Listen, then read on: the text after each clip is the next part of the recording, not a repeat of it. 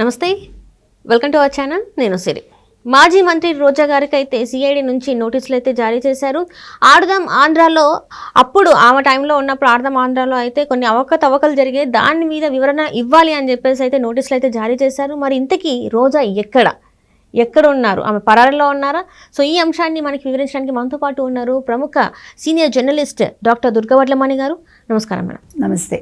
మనం ఇప్పుడు చూస్తున్నట్టయితే మాజీ మంత్రి అంటే చాలా వరకు వైసీపీ నేతలు అందరూ కూడా కనిపించట్లేదు. వాళ్ళ మీద పోలీస్ కేసులు ఉన్నా కూడా వాళ్ళు దొరకట్లేదు, పోలీసులు సర్చ్ చేసినా కూడా దొరకట్లేదు.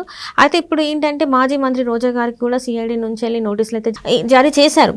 ఎక్కడైతే ఇది ఆడదాం ఆంధ్ర గురించి అందులో అవకతవకలు జరిగినాయి, కొంతవరకు కుంభకోణం కూడా జరిగింది 100 కోట్ల వరకు అని చెప్పేసి మనం విన్నాం కూడా. దీని మీద ఇప్పుడు వివరణ కోరుతూ సిఐడి అయితే నోటీసులు జారీ చేసింది. మరి రోజా గారు దీనికి రెస్పాండ్ అయ్యే అవకాశం ఉందంటారా? అయి తీరాలి, అయ్యే అవకాశం ఉందా ఏంటి? ఎందుకంటే అందరు జారుకుంటున్నారు కదా, ఇప్పుడు కూడా తనకు కనిపించట్లేదు కదా. రోజా కూడా ఎక్కడికి వెళ్ళిపోతారండి? ఎక్కడికి వెళ్ళినా పట్టుకుంటారుగా, ఎక్కడికి వెళ్ళలేరు. ఇప్పుడు లుకౌట్ నోటీసులు ఉన్నాయి కదా. నిన్న చూసాను దేవినేని అవినాష్ శంషాబాద్ ఎయిర్పోర్ట్కి వచ్చాడు దుబాయ్ వెళ్దామని. ఇక్కడ శంషాబాద్ ఎయిర్పోర్ట్ అధికారులు మంగళగిరి పోలీసులకి చెప్పారు. పోలీసులు వచ్చేలోపు ఆయన ఇంటికి పరారయ్యాడు. కాబట్టి అందరికీ లుకౌట్ నోటీసులు అయితే జారీ అవుతాయి కదా, వైసీపీ వాళ్ళందరికీ అవుతాయి, కంగారు పడద్దు. ఎవరెవరు అవినీతి చేశారో, ఎవరెవరు అక్రమాలు చేశారో వాళ్ళెవ్వరూ ఎక్కడికి వెళ్ళిపోలేరు. ఇప్పుడు అవినాష్ మంగళగిరి కార్యాలయం దాడి కేసులో మెయిన్ ఇదిలో ఉన్నాడు కదా. అలాగే నిన్న మనం చూసాము జోగి రమేష్ కొడుకు, చిన్నవాడు అమాయకుడు ఎన్ఆర్ఐ అంటే మరి నువ్వు పేరు అతను ఎందుకు పెట్టావు? రిజిస్ట్రేషన్ అతని పేరుని ఎందుకు చేసావు కదా, జోగి రమేష్ది కొడుకుది. మరి తండ్రి చేసిన తప్ప అది? ఎందుకు చెప్తున్నామంటే మీరు ఒక అక్రమం అన్యాయం చేసేటప్పుడు లేదా ఒక అవినీతి చేసేటప్పుడు 1కి 2 సార్లు ఆలోచించండి. ఎవడైనా సరే, అది వైసీపీ వాళ్ళ తెలుగుదేశం వాళ్ళ కాదు. తెలుగుదేశం వాళ్ళు చేసినా తప్పే కదా, తప్పెప్పుడు ఒప్పు కాదు. కాబట్టి ఈ తప్పుల విషయంలో ఇవాళ రోజా 100 కోట్ల స్కామ్ ఆల్రెడీ మనం మాట్లాడుకున్నాం. ఈ 100 కోట్ల స్కామ్ గురించి ఇందులో బైరెడ్డి సిద్ధార్థ రెడ్డి పేరు అంటే శాప్ అతను చైర్మన్గా ఉన్నాడు. తర్వాత ఇవాళ ఈవిడికిను తర్వాత ధర్మాన కృష్ణదాస్కి వాళ్ళు నోటీసులు ఇచ్చారు.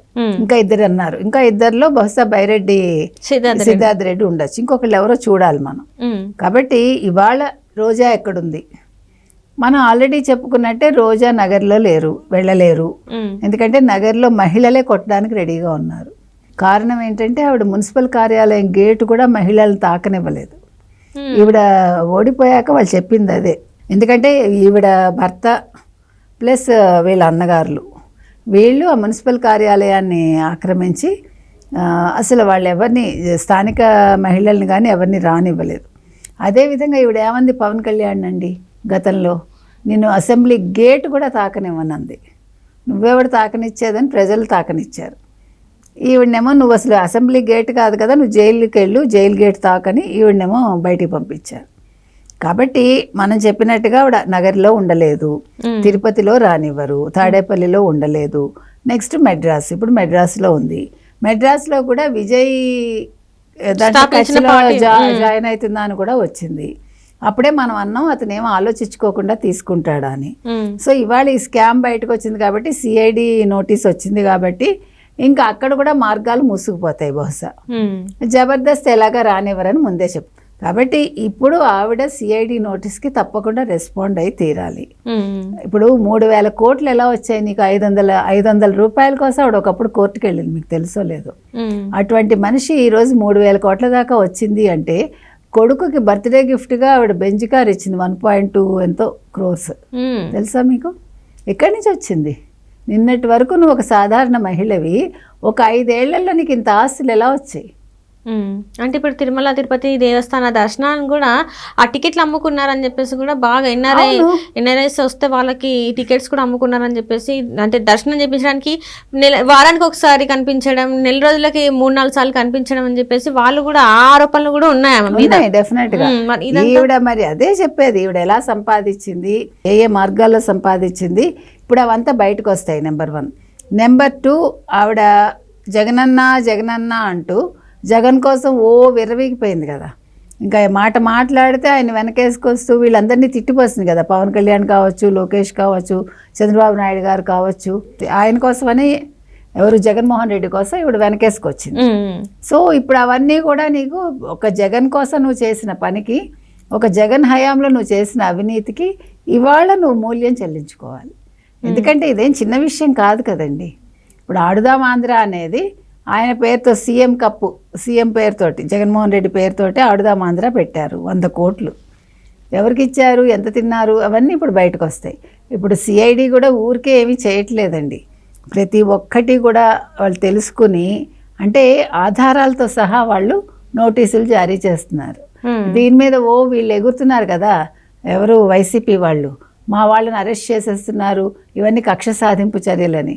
మీ వాళ్ళు అవినీతి చేయలేదని మీరు చెప్పండి, కక్ష సాధింపు చర్యల తర్వాత. మా వాళ్ళు అవినీతి చేయలేదు, మీరు అనవసరంగా కేసులు పెట్టారని ఒక్క మాట ఎవరినైనా చెప్పమనండి. కనిపిస్తున్నాయి కదా ఆల్రెడీ అందరి పేర్లు. ఇప్పుడు లిక్కర్ స్కామ్ ఉంది, ఇసుక స్కామ్ ఉంది, ఇప్పుడు ఆ రోజా గారిది ఈ స్కామ్ ఉంది, ప్రతిదీ కూడా కనిపిస్తుంది. కానీ దీని మీద కూడా ఎవరు మాట్లాడడం లేదు. మనం చూసినట్టయితే అసెంబ్లీ సమావేశాలప్పుడు కూడా శ్వేతపత్రాలు రిలీజ్ చేస్తే జగన్మోహన్ రెడ్డి గారు కౌంటర్ అయితే ఇవ్వలేదు కదా. ఇక్కడ కూడా ఎక్కడ ఇస్తాడు, ఆయన వల్ల కాదు కదా. నేను అనేది ఇప్పుడు వీళ్ళు అక్రమంగా అరెస్ట్ చేస్తున్నారు అంటున్నారు కదా, మీరు అక్రమం అన్నప్పుడు మా వాళ్ళు అవినీతి చేయలేదు, మా వాళ్ళు తప్పు చేయలేదు, ఇదిగో ఎవిడెన్స్ అని చూపించమనండి వాళ్ళని కదా. వాళ్ళు చేయొచ్చుగా పని. తెలుగుదేశం నిజంగా తప్పు చేస్తే అది చేయొచ్చు కదా. ఎందుకు చెప్తున్నామంటే ఇవాళ ఇప్పుడు రోజాకి ఏదైతే వచ్చిందో ఇది ఇంకా చాలామంది ఇలాగే ఇరుక్కుంటారు, కంగారు లేదు. ఎవరెవరు తప్పులు చేశారో, ఎవరెవరు అవినీతులు చేశారో అందరూ జైలుకి వెళ్ళాలి. ముఖ్యంగా ఎక్కువ శాతం మంది మీరు చూస్తే కనుకైతే రెడ్డి సామాజిక వర్గానికి చెందిన వాళ్ళు, అంటే పెద్ద పెద్ద స్కాముల్లో ఉన్నది. ఇప్పుడు చిన్న చిన్న తప్పులు చేసిన వాళ్ళు ఎవరు కూడా జగన్మోహన్ రెడ్డి ఆ క్వార్టరీలో మీరు కనిపించరు, ఓన్లీ రెడ్లే కనిపిస్తారు. అంటే జవహర్ రెడ్డి అంటే అఫీషియల్స్ కావచ్చు, లేకపోతే మంత్రివర్గం కావచ్చు, మీకు స్కాముల్లో ఇరుక్కున్న వాళ్ళందరూ వీళ్ళే, రెడ్లే. మీరు కావాలంటే లెక్కేసుకోండి. మిగతా వాళ్ళందరూ కూడా చిన్న చిన్న తప్పిదాలు, అంటే వాళ్ళు లోకల్గా వాళ్ళు భూ కబ్జాలో అట్లాగా, లేకపోతే నోరు పడేసుకోవడం, బూతులు మాట్లాడటం తప్ప ఈ పెద్ద స్కాముల్లో వేరే ఎవ్వరూ లేరు. మీరు కావాలంటే మొత్తం లెక్క తీస్తే మనకి మొత్తం వచ్చేస్తుంది బయటికి. ఎందుకు చెప్తున్నామంటే జగన్మోహన్ రెడ్డి తనకు అనుకూలంగా ఉండే వాళ్ళని దగ్గరికి తీసుకున్నాడు. అంటే ఎవరెవరు తప్పులకి అంటే ఒప్పుకుంటారు, ఓకే మన కోసం వీళ్ళు చేస్తారు అని స్కామ్స్ చేసే వాళ్ళని తీసుకున్నాడు ఆయన. అది కాబట్టి రోజా తప్పకుండా మీరు కావాలంటే మొత్తం లెక్క తీస్తే మనకి మొత్తం వచ్చేస్తుంది బయటికి. ఎందుకు చెప్తున్నామంటే జగన్మోహన్ రెడ్డి తనకు అనుకూలంగా ఉండే వాళ్ళని దగ్గరికి తీసుకున్నాడు. అంటే ఎవరెవరు తప్పులకి అంటే ఒప్పుకుంటారు, ఓకే మన కోసం వీళ్ళు చేస్తారు అని స్కామ్స్ చేసే వాళ్ళని తీసుకున్నాడు ఆయన. అది కాబట్టి రోజా తప్పకుండా ఊచలు లెక్కపడడం అయితే జరుగుతుంది త్వరలో. Right madam, right. Thank you so much. Thank you.